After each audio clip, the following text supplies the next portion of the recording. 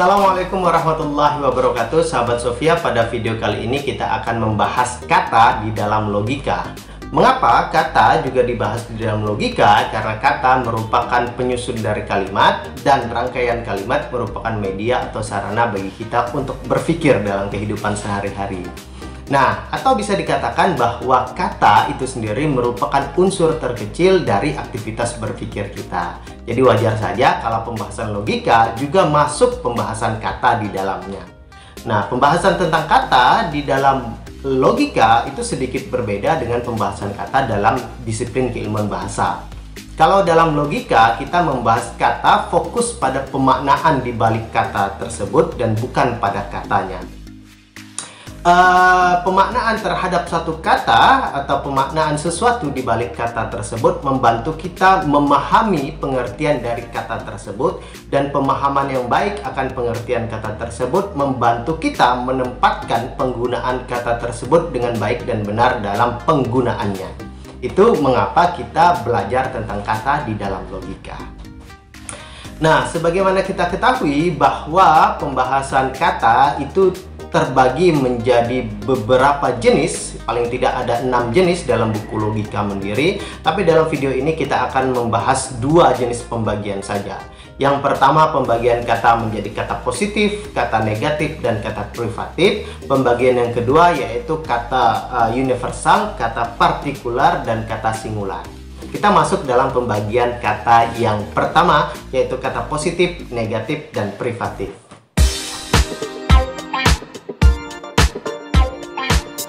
Nah, perlu kawan-kawan sahabat Sofia ketahui bahwa pembagian kata menjadi kata positif, privatif, dan negatif tidak berhubungan dengan moralitas. Tidak berhubungan dengan moralitas.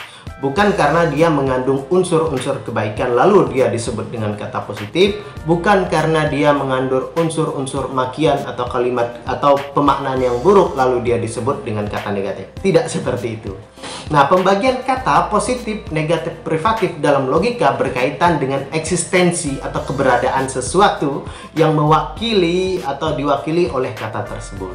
Nah, sebagai contoh, yang disebut sebagai kata positif dalam logika adalah kata yang menunjukkan keberadaan sesuatu di dalam sesuatu.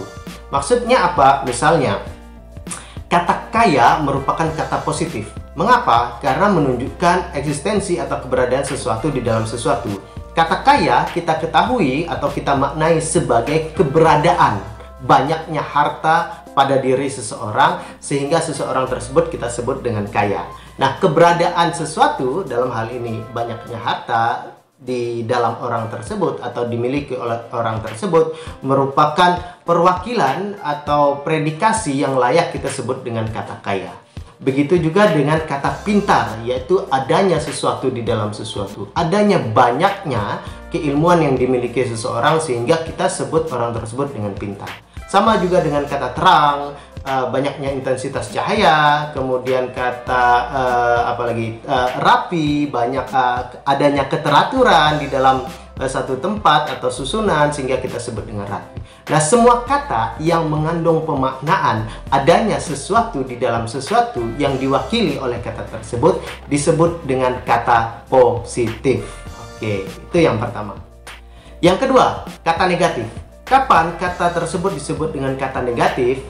Kata yang disebut dengan kata negatif apabila kata tersebut diawali dengan kata negatif. Apa kata negatif? Kata negatif yaitu kata penegasian akan sesuatu. Sebagaimana kata tidak, tanpa, non, tak, bukan, dan lain sebagainya macamnya. Kalau ada kata positif diawali dengan kata negatif seperti tidak, tanpa, non, bukan, dan lain sebagainya macamnya, maka kata tersebut menjadi kata negatif. Contoh, tadi kata kaya merupakan kata positif, tapi ketika saya tambah kata tidak di depannya menjadi kata tidak kaya, maka kata tidak kaya merupakan berjenis kata negatif. Pintar, saya tambah kata tidak pintar menjadi kata tersebut adalah negatif. Dia menjadi negatif. Atau kata tidak terang, dia juga menjadi kata negatif. Kemudian tidak tampan juga menjadi kata negatif. Walaupun awalnya dia merupakan kata positif, tapi ketika setelah ditambah kata tidak, tanpa, non, bukan, dan kata negatif lain, maka dia otomatis menjadi kata negatif. Itu peruntukannya. Kemudian yang ketiga yaitu kata privatif. Kata privatif kebalikan dari kata positif. Kata privatif adalah kata yang menunjukkan pemaknaan ketiadaan sesuatu di dalam sesuatu. Ketiadaan sesuatu di dalam sesuatu. Kalau kata positif tadi adalah keberadaan sesuatu di dalam sesuatu, kata negatif ketiadaan sesuatu di dalam sesuatu. Kata positifnya kaya, kata negatifnya tidak kaya, kata privatifnya miskin. Nah, miskin menunjukkan ketiadaan harta, ketiadaan sesuatu di dalam sesuatu. Ketiadaan harta yang dimiliki seseorang sehingga seorang tersebut kita sebut dengan miskin. Kemudian bodoh misalnya, kata tersebut merupakan kata privatif karena ketiadaan ilmu pengetahuan terhadap diri seseorang atau di dalam diri seseorang sehingga dia disebut dengan bodoh. Atau redup atau gelap, intensitas cahaya yang sangat rendah, ketiadaan sesuatu di dalam sesuatu atau minimnya sesuatu di dalam sesuatu. Termasuk kata kurus, ketiadaan atau minimnya jumlah lemak dan daging di dalam tubuh seseorang disebut kurus. Jadi ada kata positif, ada kata negatif, ada kata privatif. Nah, pembagian ini sangat penting mengingat dalam kehidupan sehari-hari kita sering salah menghakimi atau menalar beberapa jenis kata yang kita nisbahkan pada jenis kata lainnya. Contoh, beberapa dari kita mungkin sangat mudah menyimpulkan ketika ada kata tidak kaya lalu otomatis diartikan sebagai miskin. Nah, kaya kata negatif, miskin kata privatif. Atau tidak pintar kemudian dimaknai dengan bodoh. Tidak pintar merupakan kata negatif, bodoh merupakan kata privatif. Padahal dalam kenyataannya hubungan kedua kata ini tidak bersifat otomatis. Jadi kata negatif belum tentu bermakna privatif, kata privatif pun belum tentu bermakna negatif. Kata tidak pintar itu bukan berarti bodoh, kata negatif bukan berarti kata privatif, tapi ada posisi mungkin memang dia tidak pintar tapi juga dia tidak masuk dalam level yang bodoh. Dia tidak bisa dikatakan pintar sehingga disebut tidak pintar, tapi dia juga tidak masuk dalam golongan mereka yang bodoh sehingga kemampuannya cukup sedang-sedang saja atau biasa-biasa saja, tidak pintar, tidak bodoh. Kesalahan kita sering memvonis bahwa yang disebut kata negatif otomatis privatif, tidak pintar ya bodoh, padahal hal tersebut salah. Sama juga dengan tidak kaya bukan berarti miskin, tidak tampan bukan berarti jelek, dan lain sebagainya macamnya. Tuh.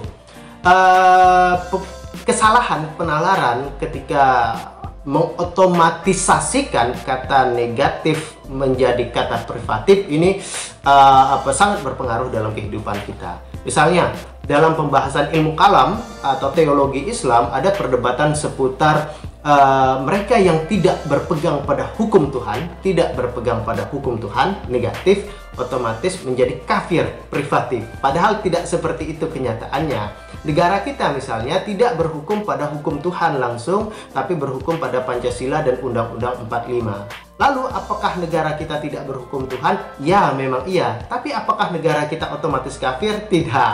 Jadi ada posisi antara tidak berpegang hukum pada hukum Tuhan dengan kafir, yaitu berpegang hukum pada kesepakatan manusia, yaitu Pancasila dan Undang-Undang 45 yang tidak bertentangan juga dengan hukum Tuhan dan tidak bertentangan, bahkan mengakomodir juga Al-Quran dan hadis seperti itu. Nah, kesalahan pemaknaan apabila tidak berhukum dengan hukum Tuhan dihakimi sebagai kafir menimbulkan perdebatan yang panjang dan bahkan sampai peperangan dan pertumpahan darah. Cukup disayangkan kesalahan penalaran seperti ini karena sebetulnya dalam pembahasan logika penalaran seperti ini cukup sederhana, tapi jika kita tidak memahaminya akan membawa permasalahan yang berpotensi menjadi sangat besar sekali. Cuma di sisi lain perlu dicatat bahwa ada juga kata yang privatif, dia pemaknaannya otomatis juga menjadi negatif. Atau kata negatif pemaknaannya otomatis juga menjadi privatif. Contohnya, kata tidak hidup merupakan kata negatif yang otomatis pemaknaannya menjadi mati, yaitu kata negatif yang otomatis menjadi privatif. Kata tidak hidup berarti mati. Mati merupakan kata privatif, tidak hidup merupakan kata negatif. Apakah ada posisi antara hidup dan mati? Sepertinya tidak. Ketika kita disebut sekarat atau pingsan atau tidur itu kita tidak dalam kondisi mati atau kita dalam kondisi salah satu hidup atau mati. Dalam kondisi pingsan kita masih tetap hidup, dalam kondisi koma bahkan kita juga masih tetap hidup, sehingga tidak ada kondisi tidak ada kondisi di luar hidup selain mati. Jadi kata tidak hidup otomatis menjadi mati. Itu kata negatif yang otomatis menjadi privatif. Ada kata lainnya. Misalnya kata tidak lulus. Kata tidak lulus otomatis gagal. Maka kata tidak lulus itu kata negatif, diawali kata tidak. Kata gagal merupakan kata privatif, ketiadaan kebolehan untuk melanjutkan ke jenjang berikutnya atau menunjukkan kegagalan sesuatu. Kata tidak lulus otomatis dia menjadi gagal. Jadi ada kata-kata tertentu yang otomatis dia privatif dimaknai sebagai negatif atau negatif dimaknai sebagai privatif. Tapi banyak juga dari kata yang dia kata negatif tidak otomatis menjadi privatif. Nah, dalam kehidupan sehari-hari kita mesti hati-hati melihat hubungan antara dua kata ini. Nah, bagaimana cara berhati-hatinya? Mulailah dari pemahaman tentang pembagian kata, yaitu positif, negatif, dan privatif. Itu pembagian yang pertama. Oke, kita masuk di pembagian kedua. Pembagian kedua, kata dibagi menjadi kata universal, kata partikular, dan kata singular. Nah, kapan kata tersebut disebut dengan kata universal? Kata disebut dengan kata universal atau konsep umum ketika kata tersebut mencakup seluruh hal yang berada di bawahnya atau mengikat seluruh hal yang ada di bawahnya. Contoh, ketika saya sebut kata kacamata, sesungguhnya dia merupakan kata universal. Mengapa? Karena ketika saya sebut kacamata, itu masuk semua jenis kacamata. Baik dia kacamata minus, kacamata plus, kacamata baca, kacamata anti radiasi, kacamata sepeda, kacamata renang, dan lain sebagainya macamnya. Jadi kata kacamata mengikat seluruh bawahannya tanpa terkecuali. Begitu juga dengan kata pulpen, kata handphone, kata baju, kata buku, kata bunga, kata meja, dan lain sebagainya macamnya. Jadi kata tersebut tidak dibatasi akan sesuatu. Tapi apabila kata tersebut sudah dibatasi dengan kalimat tertentu, dengan kata tertentu di depannya, seumpama kata beberapa baju, beberapa mahasiswa, atau sekelompok orang, sebagian orang, atau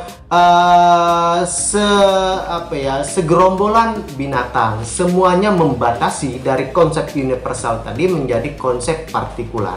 Manusia memang merupakan kata universal atau konsep umum, tapi ketika sudah dikatakan sebagian manusia, maka dia menjadi kata partikular. Diawali dengan kata sebagian, separuh, beberapa, sekelompok, segerombolan, dan lain sebagainya macamnya. Jadi kata yang didahului dengan pembatasan, konsep umum yang didahului oleh kata pembatasan sebagaimana beberapa, sebagian, sekelompok, segerombolan, dan lain sebagainya macamnya, dia berubah menjadi kata partikular. Oke.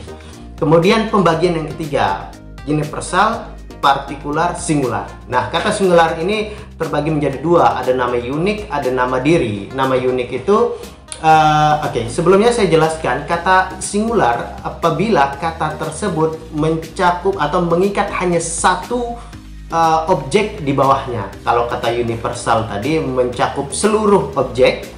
Kalau kata partikular tadi dia mencakup banyak objek tapi tidak seluruhnya. Nah, kalau yang singular ini dia hanya mencakup atau mengikat satu objek saja. Ketika dikatakan misalnya Presiden Republik Indonesia yang sedang menjabat saat ini, maka otomatis akan mengarah pada satu orang saja atau satu sosok saja, yaitu Pak Jokowi misalnya. Atau ada kata sungai terpanjang di Indonesia. Sungai terpanjang di Indonesia hanya merujuk pada satu sungai, yaitu Sungai Kapuas. Jadi itu merupakan kata singular, sungai terpanjang di Indonesia. Kemudian ada kata singular yang merujuk pada nama diri. Misalnya nama seseorang, Andri Fitrianto, hanya merujuk pada satu orang, yaitu saya, bukan Andri Fitrianto atau bukan orang yang lainnya. Jadi ada kata universal, ada kata partikular, ada kata singular. Nah, kedua pembagian kata tadi, positif, negatif, privatif, kemudian ada kata universal, partikular, dan singular. Ini sangat penting kita pahami sebelum kita masuk dalam pembahasan proposisi atau kalimat yang merupakan unsur penyusun langsung dari aktivitas berpikir kita.